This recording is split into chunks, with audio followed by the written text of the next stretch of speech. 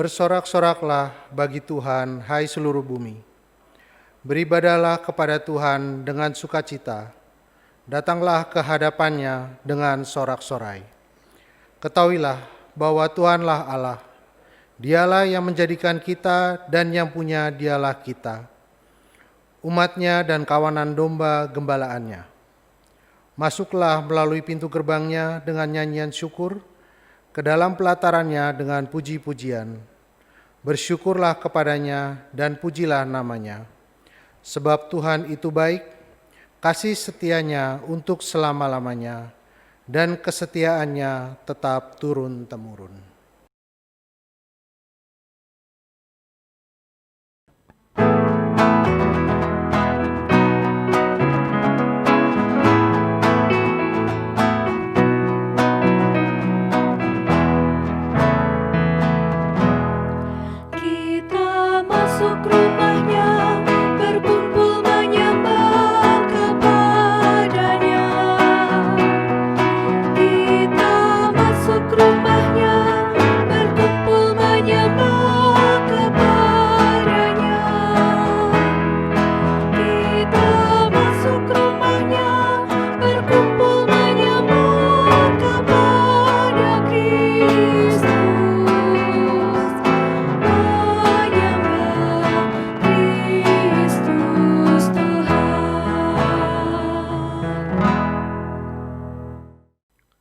Pertolongan kita adalah di dalam nama Tuhan yang menjadikan langit dan bumi.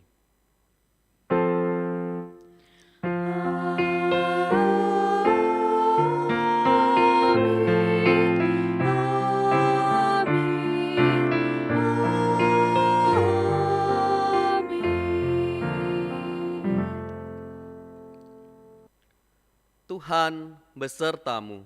Dan besertamu juga.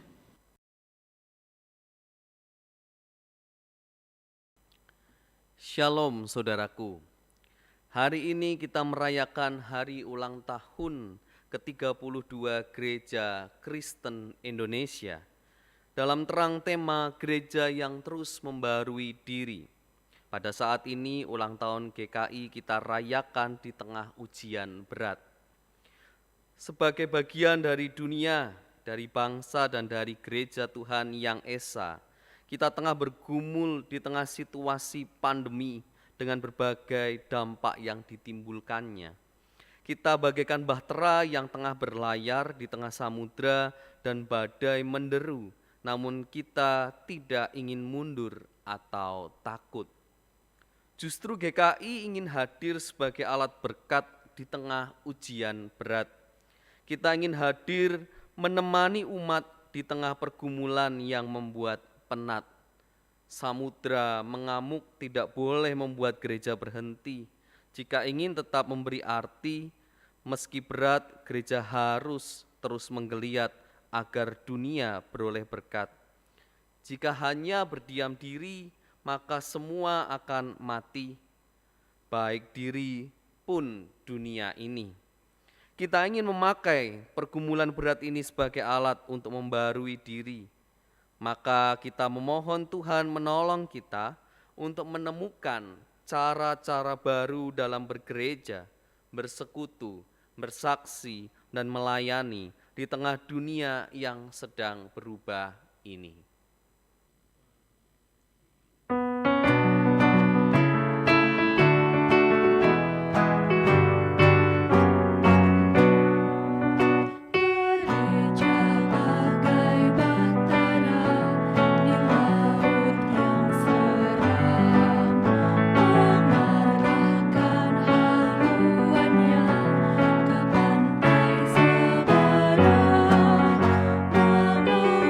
Kuasa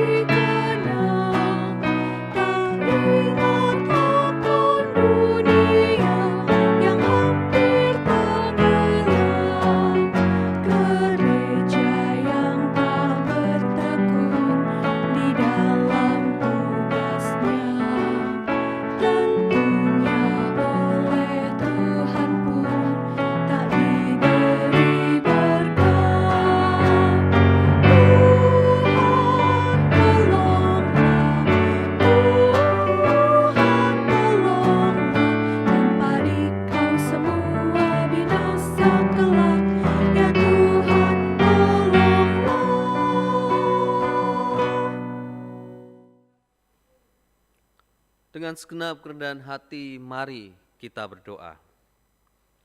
Ya Tuhan, sebagai gereja-Mu kami seringkali gagap dan tak siap saat ancaman datang. Sebagai gereja-Mu kami seringkali lebih berfokus pada diri sendiri ketimbang berfokus pada apa yang dibutuhkan oleh dunia ini. Sebagai gereja-Mu kami kerap berhenti pada kemapanan dan kepuasan diri sehingga lupa bahwa gereja-Mu harus bergerak keluar melampaui arus zaman dengan segala pergumulannya. Sebagai gereja-Mu kami kadang kurang giat untuk memikirkan serta melakukan cara-cara baru untuk beradaptasi dengan kehidupan yang terus berubah. Sehingga kami tertinggal beberapa langkah di belakang masalah. Di dalam nama Tuhan Yesus, Sang Raja Gereja, kami memohon. Ampunilah kami dan tolonglah kami. Amin.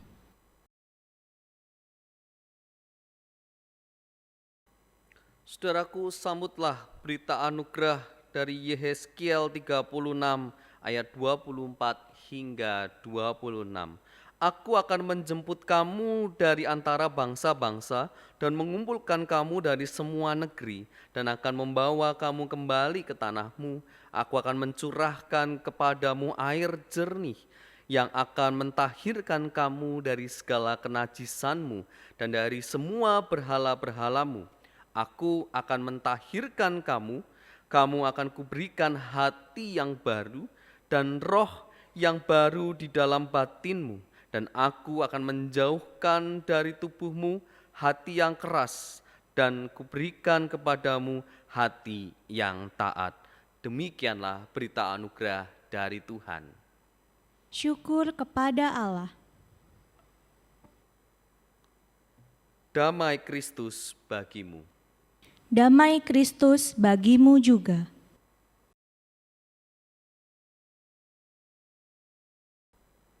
Marilah saudaraku, kita siapkan hati kita sebelum kita akan mendengarkan firman Tuhan. Mari kita berdoa. Ya Tuhan, saat ini kami rindu diri kami diperbaharui melalui firman yang akan Kau sampaikan bagi kami. Biarlah firman ini juga menjadi pondasi yang kokoh dalam kehidupan kami.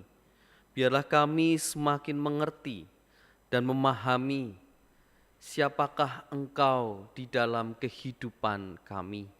Dan biarlah GKI sebagai gereja juga dapat terus bergerak secara dinamis tanpa melepaskan pondasinya yang kokoh. Dan biarlah firman itu juga menjadi berkat bagi orang-orang di sekitar kami. Dan biarlah setiap orang yang merasakan dan melihat kami sebagai gereja dapat merasakan cinta kasih-Mu. Maka bersabdalah ya Tuhan, karena saat ini kami siap untuk mendengarkan. Di dalam nama Tuhan Yesus Kristus kami berdoa.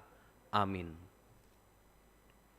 Injil Tuhan kita Yesus Kristus menurut Matius 16 ayat yang ke-13 hingga yang ke-20. Setelah Yesus tiba di daerah Kaisarea Filipi, ia bertanya kepada murid-muridnya, "Kata orang, siapakah anak manusia itu?" Jawab mereka, "Ada yang mengatakan Yohanes Pembaptis, ada juga yang mengatakan Elia, dan ada pula yang mengatakan Yeremia atau salah seorang dari para nabi." Lalu Yesus bertanya kepada mereka, "Tetapi apa katamu? Siapakah aku ini?" Maka jawab Simon Petrus, "Engkau adalah Mesias, Anak Allah yang hidup." Kata Yesus kepadanya, "Berbahagialah engkau Simon bin Yunus, sebab bukan manusia yang menyatakan itu kepadamu, melainkan Bapa-Ku yang di sorga. Dan aku pun berkata kepadamu, engkau adalah Petrus, dan di atas batu karang ini aku akan mendirikan jemaatku, dan alam maut tidak akan menguasainya. Kepadamu akan kuberikan kunci kerajaan surga. Apa yang kau ikat di dunia ini akan terikat di surga, dan apa yang kau lepaskan di dunia ini akan terlepas di surga. Lalu Yesus melarang murid-muridnya supaya jangan memberitahukan kepada siapapun bahwa ia Mesias. Demikianlah Injil Tuhan Yesus Kristus. Berbahagialah mereka yang mendengarkan firman-Nya dan memelihara firman itu di dalam hidupnya. Haleluya. Haleluya, haleluya, haleluya.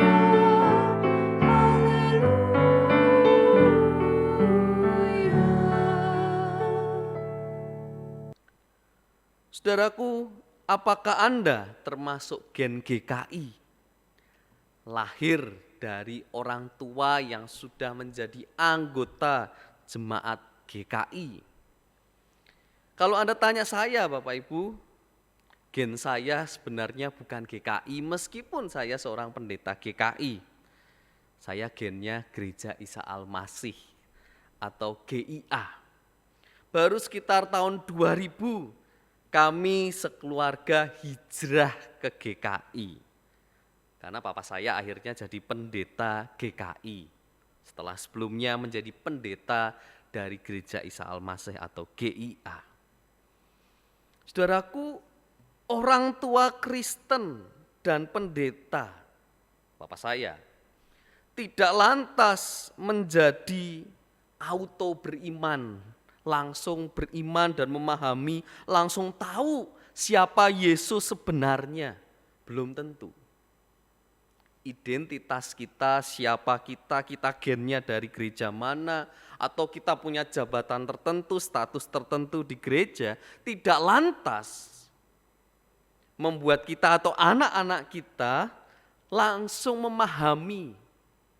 Sudah dijamin pasti mengerti soal Alkitab, sudah dijamin pasti kenal Yesus itu siapa. Jawabannya belum tentu, Bapak Ibu. Saya masih ingat saya dibaptis di usia 12 tahun dan itu dibaptis di Gereja Isa Al-Masih, saudara-saudara. Dan menggunakan metode baptis selam. Apakah saya memahami siapa Yesus saat itu di usia 12 tahun? Jujur saat ini saya menjawab, Bapak Ibu, tidak. Faktornya lebih karena ya papa saya seorang pendeta dan anak seumuran saya pada waktu itu semua pada dibaptis, ya sudah saya ikut saja. Nah Bapak Ibu, maka bukan jaminan status keagamaan seseorang lalu anaknya itu mempunyai kemampuan atau pemahaman yang sama seperti orang tuanya.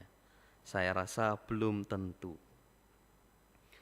Bacaan kita pada hari ini juga menceritakan hal yang serupa, saudara-saudara. Bagaimana suara mayoritas itu coba menggambarkan siapa Yesus. Matius 16 ayat 14. Jawab mereka, ada yang mengatakan Yohanes Pembaptis, ada juga yang mengatakan Elia, dan ada pula yang mengatakan Yeremia atau salah seorang dari para nabi. Pemahaman orang mayoritas pada waktu itu memahami Yesus adalah seorang nabi, saudara-saudara. Setara dengan Yohanes Pembaptis, Elia, dan Yeremia. Dan cara pandang orang mayoritas pada waktu itu terhadap Yesus berdasarkan katanya. Hal ini juga berlaku bagi para murid yang saat ditanya dan coba memahami siapa Yesus menggunakan kata katanya. Katanya engkau adalah seorang nabi. Nah saudaraku, kalau kita sebagai orang tua, kita membaptiskan anak kita di usia yang dini, balita atau GKI mengenalnya sebagai baptis anak. Orang tua punya tugas, saudara-saudara. Tugasnya adalah mendidik iman Kristen yang kita imani, yang kita pahami, lalu kita salurkan atau kita wariskan, kita beritakan, kita ajarkan kepada anak kita. Terlebih setelah pembaptisan itu dilakukan. Orang tua punya tanggung jawab mengedukasi iman anaknya. Berjalannya waktu, lalu anak itu pelan-pelan mengerti dan mengatakan, kata papa, kata mama, kata guru-guru sekolah minggu itu loh, Yesus itu ya yang lahir di palungan. Yesus itu yang mati di atas kayu salib. Pemahaman soal Yesus baru sampai pada tataran pengetahuan. Kata papa, kata mama, kata guru sekolah minggu, kata orang-orang di gereja. Apakah sudah sampai kepada tataran penghayatan pribadi? Belum tentu juga. Dan kita tahu mungkin pola pikir anak-anak belum sampai memahami pemahaman yang abstrak mengenai iman. Meskipun anak-anak tetaplah menjadi pribadi yang beriman, tapi pengetahuannya soal Yesus, pemahamannya kepada Yesus masih pada taraf pengetahuan. Nah, maka ini menjadi PR kita bersama, Bapak, Ibu, dan saudara-saudari, khususnya kita yang sebagai orang tua. Bagaimana kita mengedukasi iman anak kita? Tidak berhenti pada taraf pengetahuan saja. Bagaimana kita juga mendampingi pergumulan iman seiring bertumbuhnya anak kita yang semakin dewasa. Matius 16 ayat 16 hingga 17. Maka jawab Simon Petrus, engkau adalah Mesias, anak Allah yang hidup. Kata Yesus kepadanya, berbahagialah engkau Simon bin Yunus, sebab bukan manusia yang menyatakan itu kepadamu, melainkan Bapa-Ku yang di sorga. Kalau tadi kita baca, kita dengar Bapak Ibu, bagaimana Simon mengakui, Petrus mengakui bahwa Yesus adalah Mesias. Namun sebetulnya pernyataan itu atau pengakuan itu tidak mutlak berasal dari Petrus pribadi. Tapi kita baca tadi bahwa itu berasal dari Allah Bapa. Bukan karena kemampuan Petrus yang memahami siapa Yesus secara pribadi, tapi ada peran Allah Bapa di situ. Dan buktinya Bapak Ibu, saudara-saudara, Petrus sendiri belum memahami benar kemesiasan Yesus itu seperti apa. Petrus masih melihat di dalam tataran bahwa kemesiasan Yesus adalah kemesiasan politik, kemesiasan Yahudi pada umumnya pada waktu itu. Petrus masih memahami Yesus sebagai Mesias adalah Mesias superhero yang akan mengalahkan para penjajah Romawi pada waktu itu.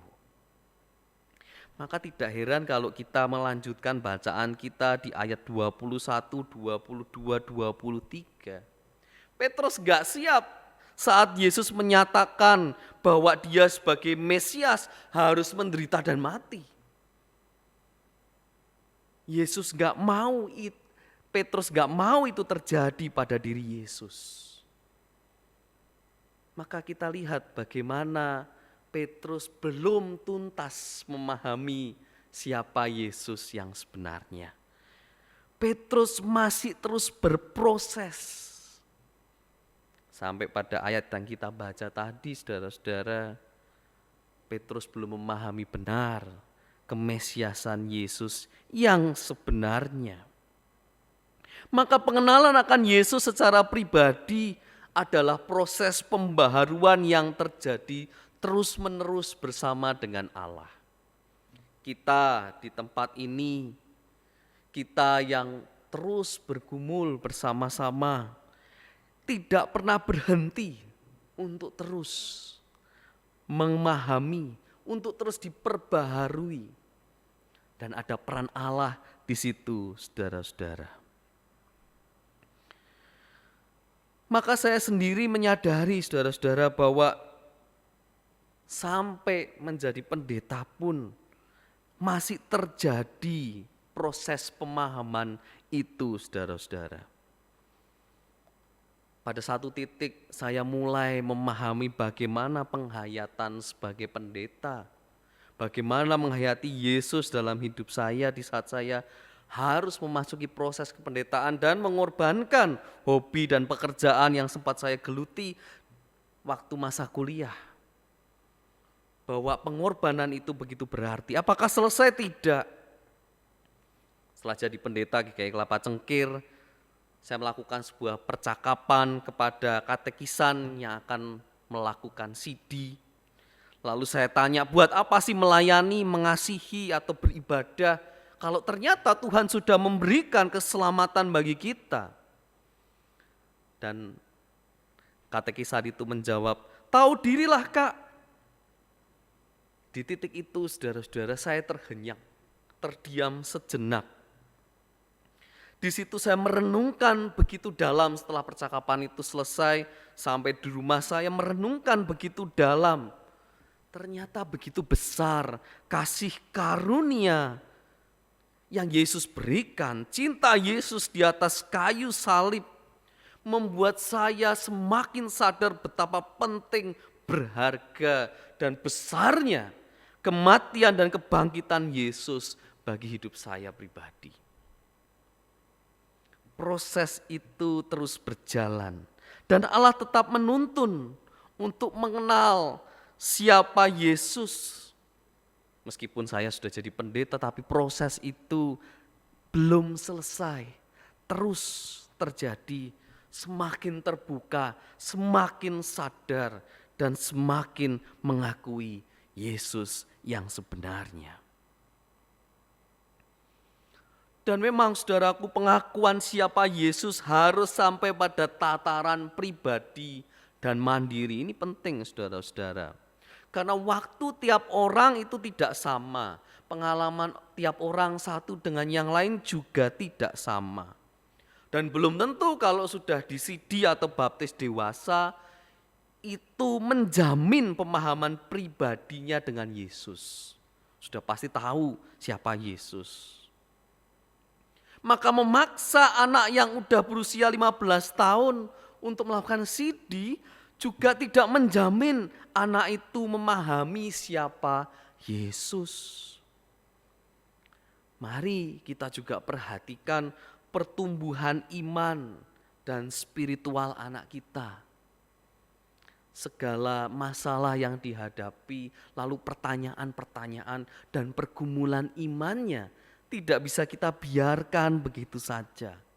Mari kita juga care, peduli apa yang sedang dipergumulkan.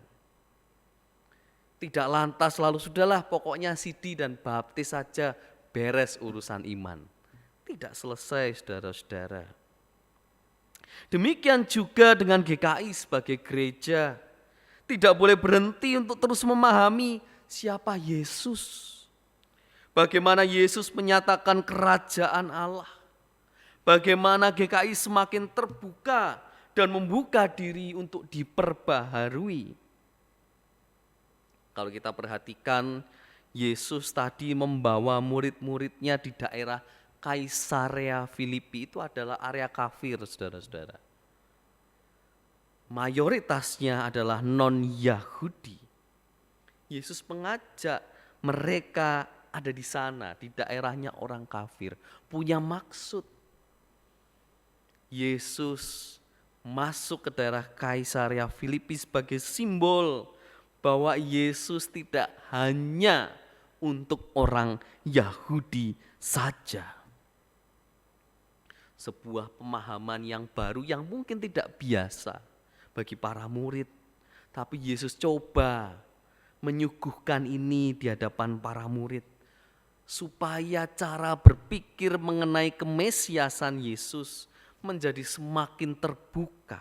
Bahwa Yesus tidak eksklusif, Yesus untuk semua orang apapun sukunya. Bahwa keselamatan, pengorbanan, cinta kasih Yesus untuk semua orang dan sangat terbuka. Maka bagaimana kita sebagai gereja juga merespon konsep kemesiasan Yesus yang terbuka ini, saudara-saudara.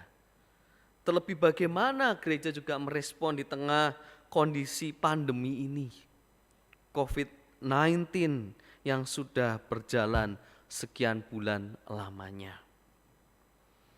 GKI Kelapa Cengkir cukup concern, saudaraku, dengan sekolah Kristen di daerah Jawa Tengah. Karena memang kondisinya cukup memprihatinkan. Kurangnya dukungan dana, kurangnya dukungan dari masyarakat Kristen setempat membuat kita untuk terus ingin terlibat, mengulurkan tangan bagi sekolah Kristen di Jawa Tengah. Belakangan ini dengan sisa APP tahun 2018, saudara-saudara, kita kumpulkan 2 tahun lalu, kita support gadget untuk pembelajaran online di SD Kristen Banyumas. Berikut videonya. Ada majelis jemaat dan juga pendeta Winner dari Kelapa Cengkir, kami dari SD Kristen Banyumas mengucapkan terima kasih untuk bantuan baik HP, mic maupun tripod yang sudah kami terima untuk menunjang pembelajaran daring di masa pandemi ini. Terima kasih, ini sangat membantu kami dan kiranya Tuhan sendiri yang akan memberkati pelayanan GKI Kelapa Cengkir. Tuhan Yesus memberkati. Gusti ingkang bales. GKI tidak boleh lupa, saudaraku, bahwa Kristuslah dasar kehidupan gereja. Bukan manusia, bukan organisasi, juga bukan tata gerejanya.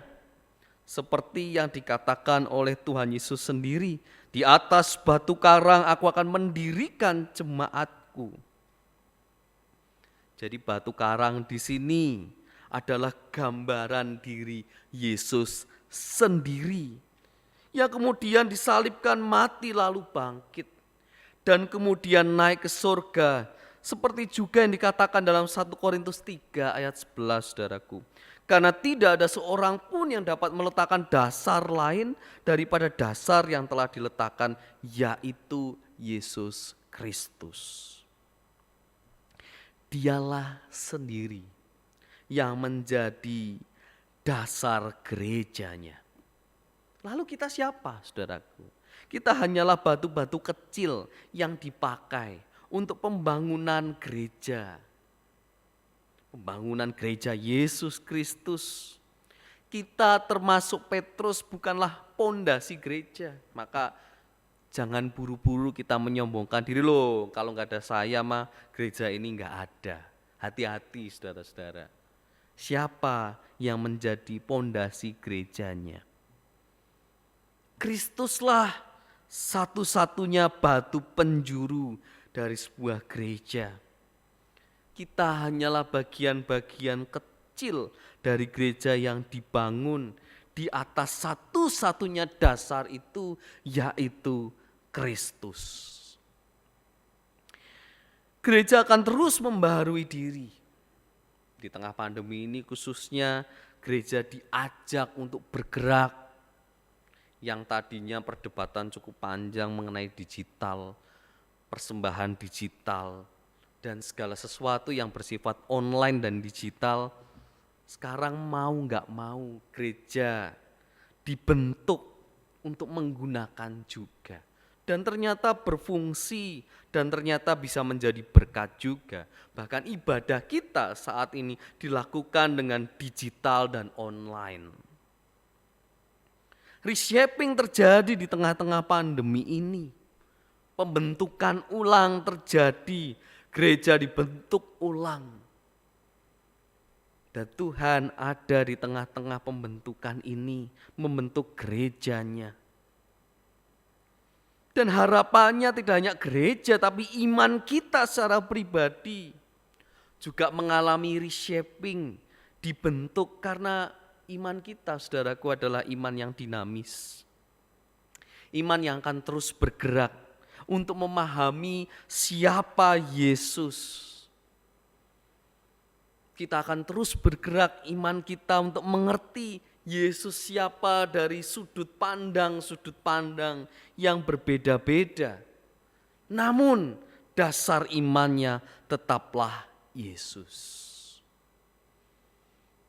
Maka mari kita juga menghargai kemandirian.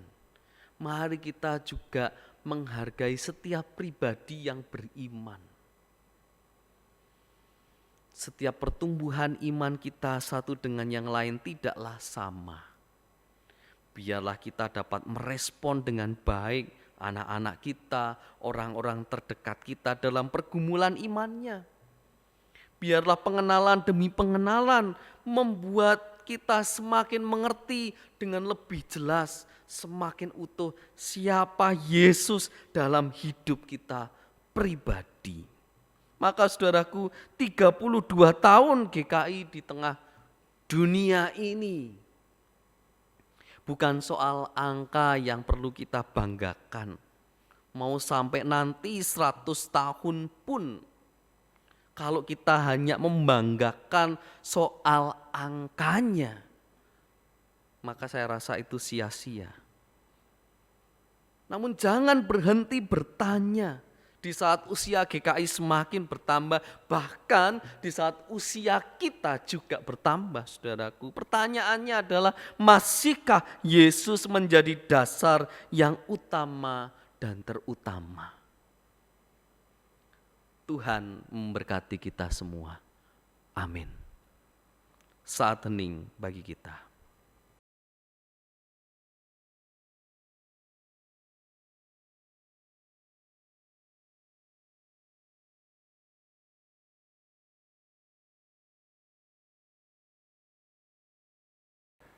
Marilah kita bersama dengan umat Allah di masa lalu, masa kini dan masa depan, mengingat janji baptisan kita dengan mengikrarkan pengakuan iman rasuli demikian. Aku percaya kepada Allah, Bapa yang Maha Kuasa, Halik langit dan bumi, dan kepada Yesus Kristus, anaknya yang tunggal Tuhan kita, yang dikandung dari Roh Kudus, lahir dari anak darah Maria, yang menderita sengsara di bawah pemerintahan Pontius Pilatus, disalibkan, mati dan dikuburkan, turun ke dalam kerajaan maut. Pada hari yang ketiga, bangkit pula dari antara orang mati, naik ke surga, duduk di sebelah kanan Allah, Bapa yang Maha Kuasa, dan dari sana ia akan datang untuk menghakimi orang yang hidup dan yang mati. Aku percaya kepada Roh Kudus, gereja yang kudus dan am, persekutuan orang kudus, pengampunan dosa, kebangkitan orang mati, dan hidup yang kekal. Amin.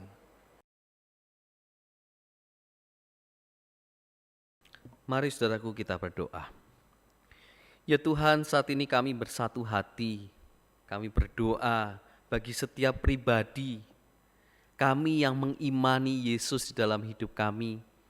Biarlah kami terus bertumbuh, terus bergerak, terus memahami siapa Yesus dalam kehidupan pribadi kami. Bapa, kami rindu untuk berjumpa. Kami rindu Engkau yang menuntun langsung Tuhan. Sehingga perjumpaan demi perjumpaan dengan berbagai macam cara dapat membuat kami lebih menghargai, lebih mengerti betapa berharganya relasi kami denganmu ya Tuhan. Kami rindu Bapa, Engkau juga terus beserta dengan anak-anak kami yang sedang bertumbuh, tidak hanya kognitif, tidak hanya kemampuan pengetahuan, tapi biarlah imannya bersamamu juga terus bertumbuh, pengenalan akan Engkau terus bertumbuh. Kami juga berdoa bagi gerejamu, Gereja Kristen Indonesia, di usia 32 tahun ini dapat terus berkarya tanpa melupakan dasarnya. Biarlah menjadi berkat semakin banyak orang-orang di sekitarnya. Kami memahami apa yang dipergumulkan. Kami coba menjangkau. Kami coba menghadirkan Yesus dalam setiap kehidupan ini. Biarlah GKI di tengah-tengah dunia ini juga menjadi terang ya Bapak. Kami juga berdoa saat ini khususnya bagi saudara-saudara kami yang sedang berjuang di tengah-tengah pandemi, mereka yang sedang sakit Tuhan. Berikanlah kekuatan dan juga kesembuhan melalui obat-obatan, pertolongan medis, juga makanan dan istirahat yang dilakukan, kiranya dapat memulihkan dan menyembuhkan. Kami juga berdoa bagi opa dan oma kami yang sudah lanjut usia. Di tengah pandemi ini menjadi tantangan yang tidak mudah, pergumulan yang tidak mudah. Kau berikan kesehatan, berikanlah kekuatan, supaya opa dan oma kami juga dapat melalui pandemi ini. Kami juga berdoa bagi kami yang sedang bekerja di tengah pergumulan ekonomi yang sedang surut ini Tuhan. Kiranya Engkau angkat kami kembali. Biarkanlah kami dapat juga menggunakan berbagai macam cara supaya kami dapat bertahan di tengah-tengah pandemi ini. Kami berdoa buat anak-anak kami yang studi melalui online. Dengan segala keterbatasan dan tidak mudah Tuhan, biarlah Engkau juga bersama-sama dengan kami supaya anak-anak kami mendapatkan pengetahuan yang harus mereka dapatkan. Kami rindu anak-anak kami tetap dapat belajar dengan baik dan mencapai cita-cita yang mereka inginkan. Biarlah Engkau tuntun Tuhan untuk berjalan terus seturut kehendak-Mu saja. Kami juga berdoa Tuhan bagi setiap orang yang berada di posisi pemerintahan. Biarlah bangsa kami yang berulang tahun juga di usia 75 tahun ini dapat semakin menjadi bangsa yang dewasa. Kami rindu Tuhan, kami terus memerangi KKN. Biarlah korupsi, kolusi, dan nepotisme dapat kami perangi bersama-sama. Kami mau mengubah, merevolusi mental, juga setiap kebijakan-kebijakan dapat menjadi kebijakan yang adil bagi negara kami yang begitu banyak budaya, agama, dan keanekaragaman yang ada di Indonesia ini Tuhan. Biarlah menjadi perbedaan yang indah yang kami hidupi bersama-sama. Kami serahkan Tuhan setiap doa-doa syafaat kami ini karena kami percaya Engkau adalah Allah yang hidup di tengah-tengah kehidupan kami. Di dalam nama Tuhan Yesus Kristus kami berdoa. Amin. Nas persembahan diambil dari Habakuk 3 ayat 17 sampai 19. Sekalipun pohon ara tidak berbunga, pohon anggur tidak berbuah, hasil pohon zaitun mengecewakan, sekalipun ladang-ladang tidak menghasilkan bahan makanan, kambing domba terhalau dari kurungan dan tidak ada lembu sapi dalam kandang, namun aku akan bersorak-sorak di dalam Tuhan, beria-ria di dalam Allah yang menyelamatkan aku. Allah Tuhanku itulah kekuatanku. Ia membuat kakiku seperti kaki rusa. Ia membiarkan aku berjejak di bukit-bukitku.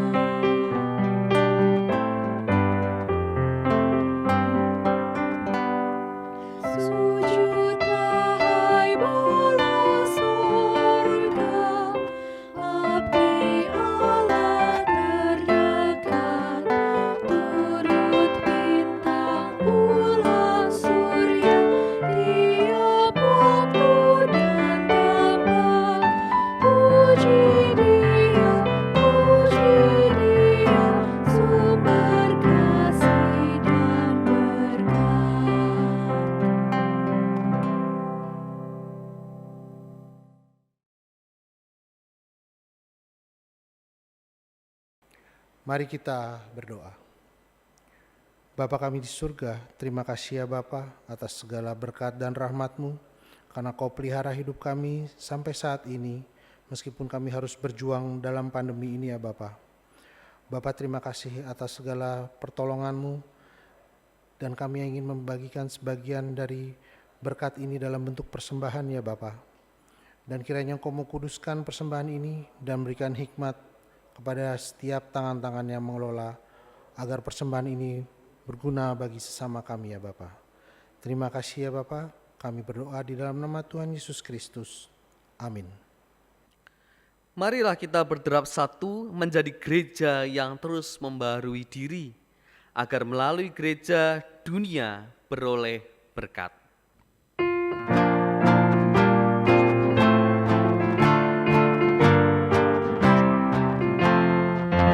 Berderaplah satu, bertegaplah kamu, junjunglah panggilannya, perjuangkan kasihnya, bergandengan erat, tanganmu berat, untuk masyurkan derita, perdamaian kekal. Kristus adalah kepala gerejanya, Roh-Nya pun tetap membimbing umat-Nya. Berbarislah utuh, bersatulah teguh, hai seluruh gereja Kristen Indonesia.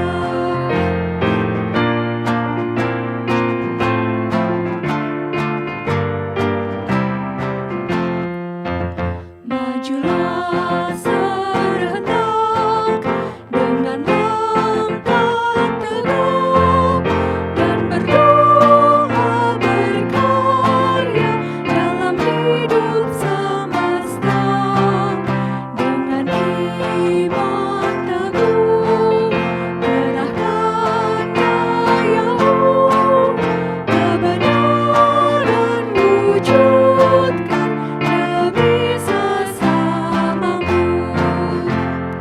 Kristus adalah kepala gerejanya, Roh-Nya pun tetap membimbing umat-Nya.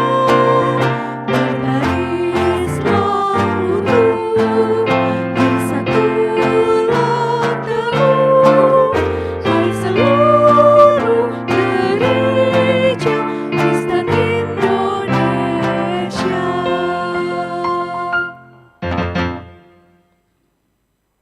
Selalu membaharui diri, itulah cara kita sebagai gereja Tuhan untuk tetap relevan menjawab panggilan kita di dunia. Ya Bapa, perbaruilah kami. Untuk terus memberi arti, kita perlu beradaptasi dengan situasi dan bersinergi dengan segenap potensi. Ya Kristus, mampukanlah kami. Tidak ada perubahan yang murah, tidak ada pencapaian yang diperoleh dengan mudah. Ya Roh Kudus, tolonglah kami dalam mewujudkan seluruh tekad kami. Tuhan memberkati engkau dan melindungi engkau. Tuhan menyinari engkau dengan wajah-Nya dan memberi engkau kasih karunia. Tuhan menghadapkan wajah-Nya kepadamu dan memberi engkau damai sejahtera.